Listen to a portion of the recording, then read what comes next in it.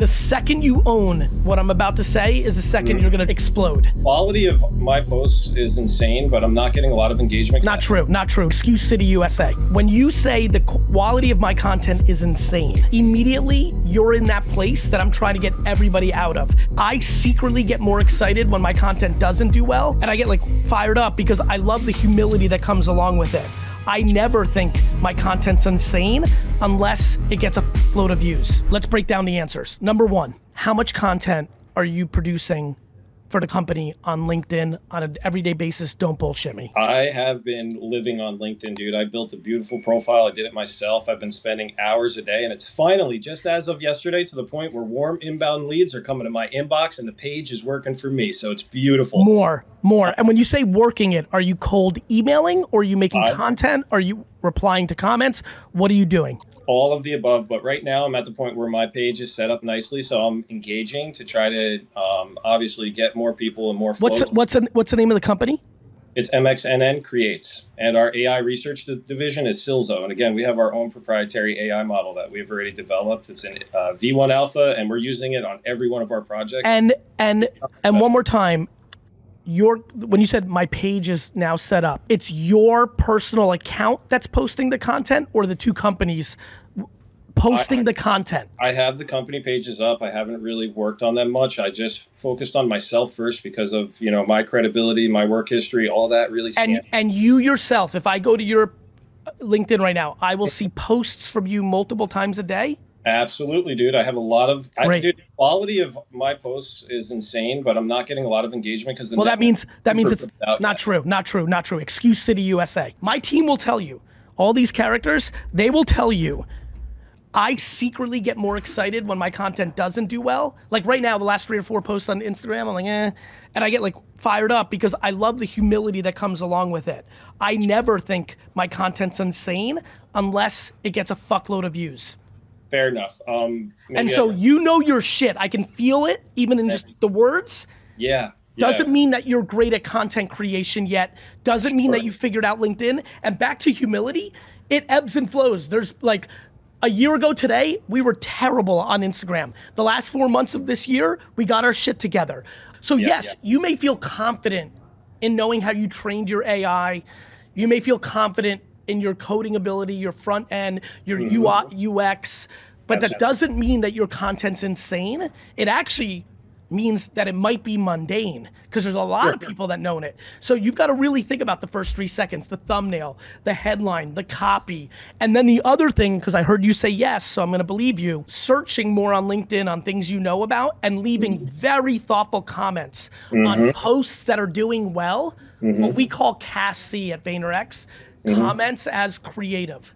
Going and being very thoughtful. This is good advice for everyone. Whatever genre you're in, going to a social media post, consuming it in your business, and then leaving a very good comment. Whether it's very funny and that's good for your brand, those are usually the ones that get to the top, or in his scenario, just fucking 6 sentences breaking it down while the person's 90% right, but did they think about this one thing humbly but with authority, and somebody reads that and goes, who the fuck is this guy? That. So I'm a content creator and in the health niche, epigenetics and longevity. And I was wondering, how can I integrate Whatnot? Do you sell any physical product, Mila? Not yet. I'm waiting for my studies to be done by the end of this year. And I will be selling coachings and I'm writing a book also. Yeah. When you have something to sell, then I think Whatnot becomes a very smart, platform for you. But until then, I would rather see you go live on TikTok to have people discover you. When you go live on TikTok, it shows you're live in people's For You page, and then they'll discover you. And I think right now, as you're building up your profile, you need discoverability. Does that make sense? All right, yeah. But how can I build a following on Whatnot? Do not become overly emotional about Whatnot. As excited as I am for everyone about Whatnot, I'm excited if you are selling something physical. Understood? All right. Yeah. But so I want to make sure that you don't force it just because Gary Vee is saying be on Whatnot. If your product doesn't fit it, Right now, what you need to focus on is you have to be on TikTok Live. You have to be on TikTok Live. Okay. All So right? you're prioritizing TikTok Live more than Instagram.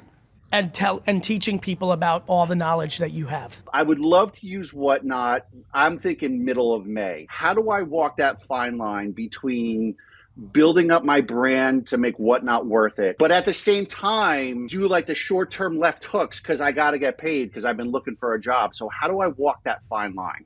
By doing both. If this was a health show and you're like, Gary, I'd like to lose 20 pounds and get stronger, you have to both actually go in the gym and work on gaining muscle while also eating a very different way than you've been eating. Two very different activities for the same goal. Right. You're asking for a financial goal, right? And so you've got to ask and build brand in parallel, both at the same time. What you've been not doing is building brand. I realized I was late to the game, and I realized that. But by the way, don't get crippled by late to the game. This hurts everyone. They're like, I was late to the game. I've heard you talk about this for 7 years, Gary. By the way, I was late to the game in my health and wellness.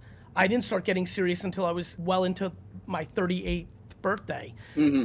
I wish, me and Mike, my trainer who I was with this morning, joke all the time that if I started at 28, I'd look like a fucking Adonis. But instead I look halfway decent-ish. Yes. Bro, you look pretty good. You're looking good. I respect that. So thank you. But that's the punchline, brother. Like, please don't dwell that you're late to the game. Right. Please just start fucking doing the right thing, which is writing articles, making videos, putting out content on LinkedIn, the end. In terms of Whatnot, so I understand what you're talking about. Talk to both of them, build up the cohorts. I read your book many times. Yep. So focus on, I guess the left hooks, if you will, for the short-term finances, focus on building the brand.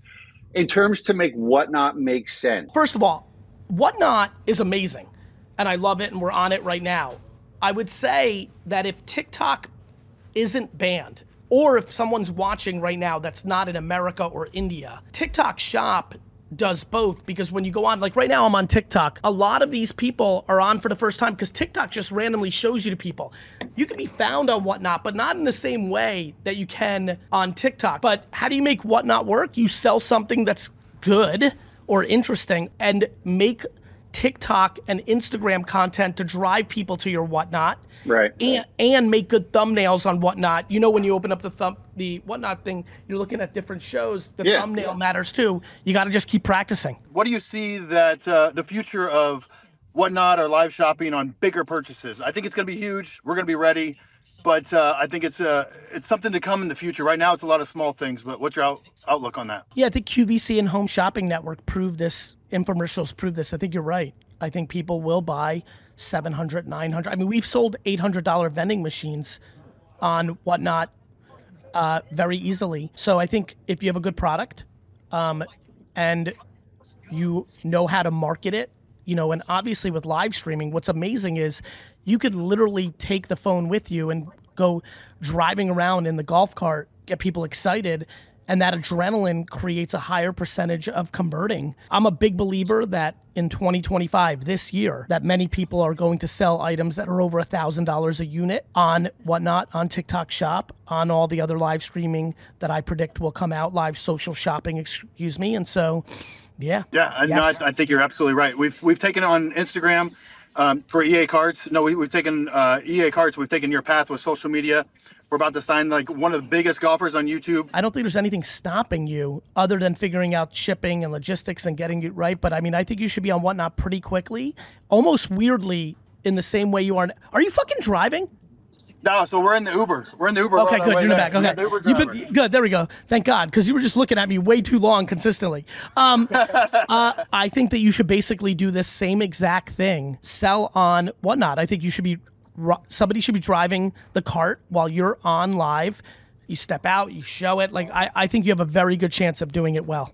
Don't guess or ponder if it's right. Do the action to find out if it's right.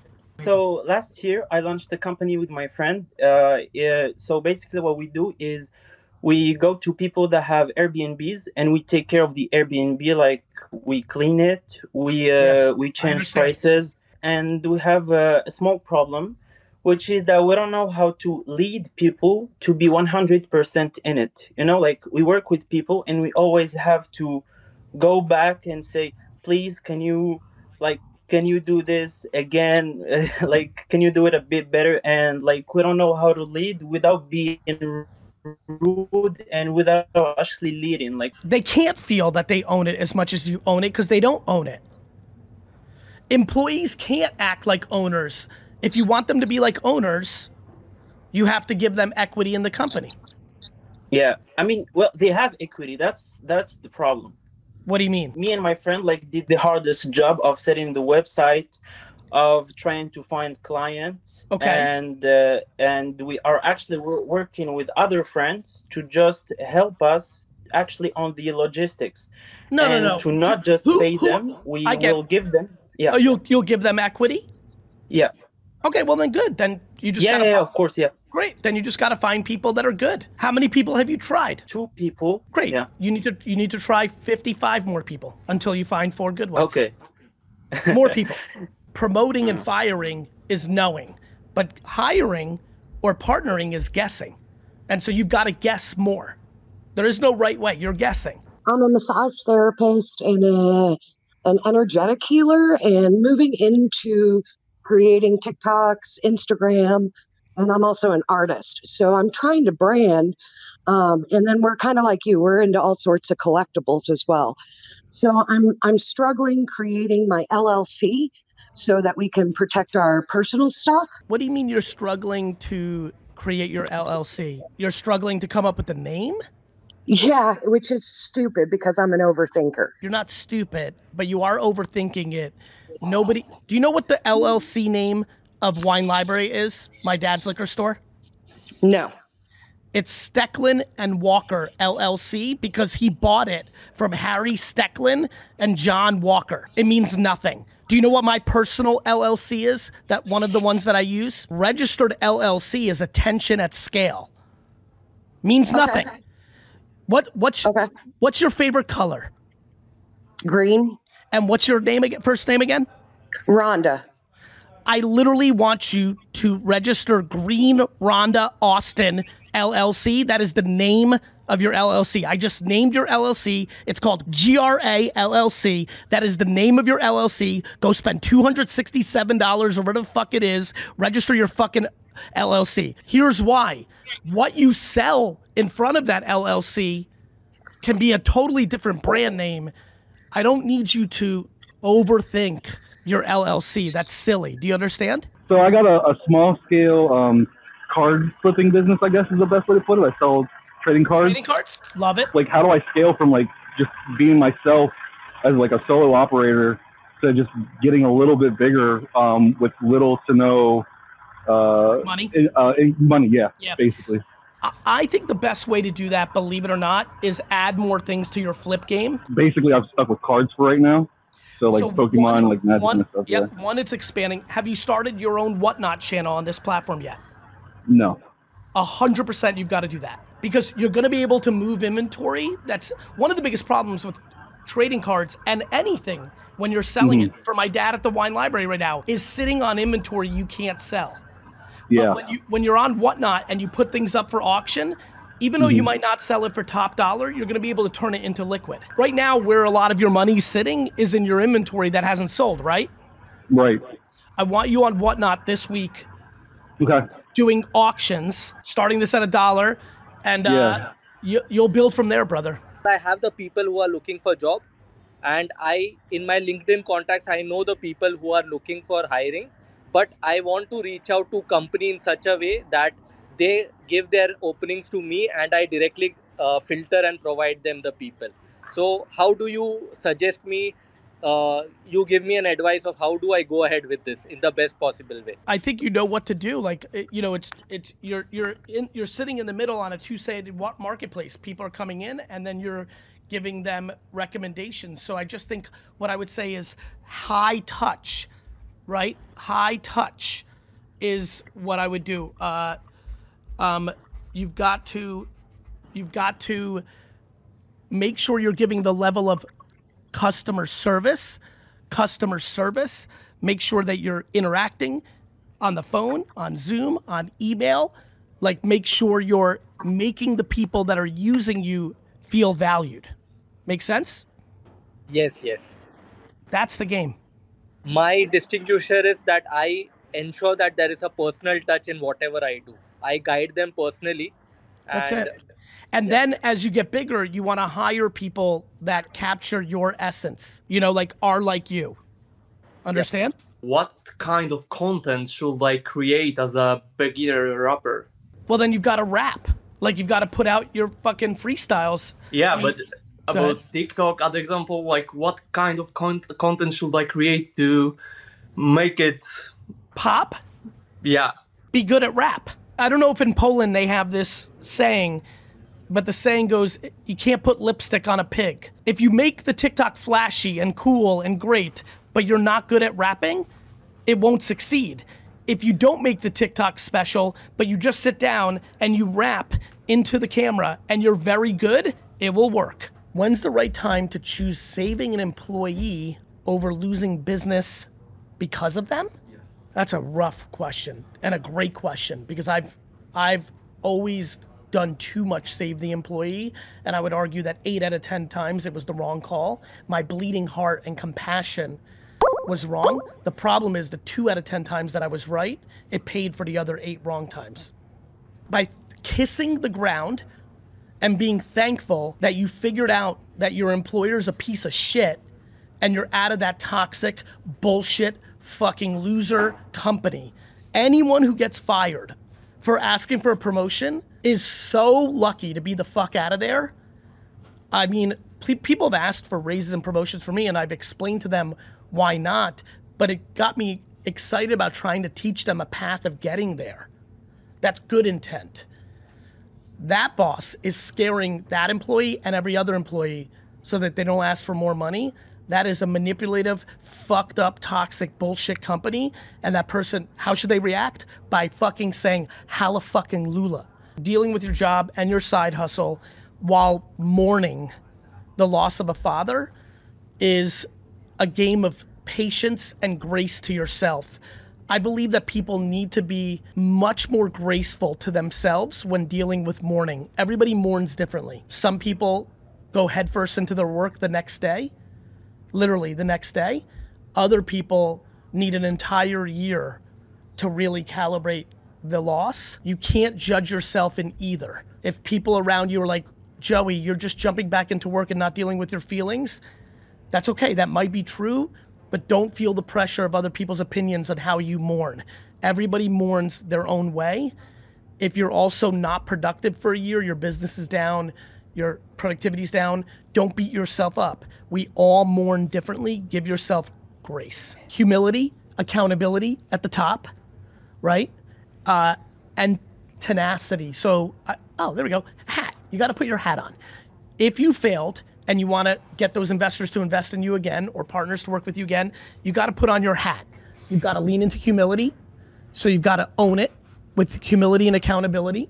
And then you've gotta be tenacious about over communicating to them the truth. The other thing I would say, brother, is you gotta give them a good deal the next time.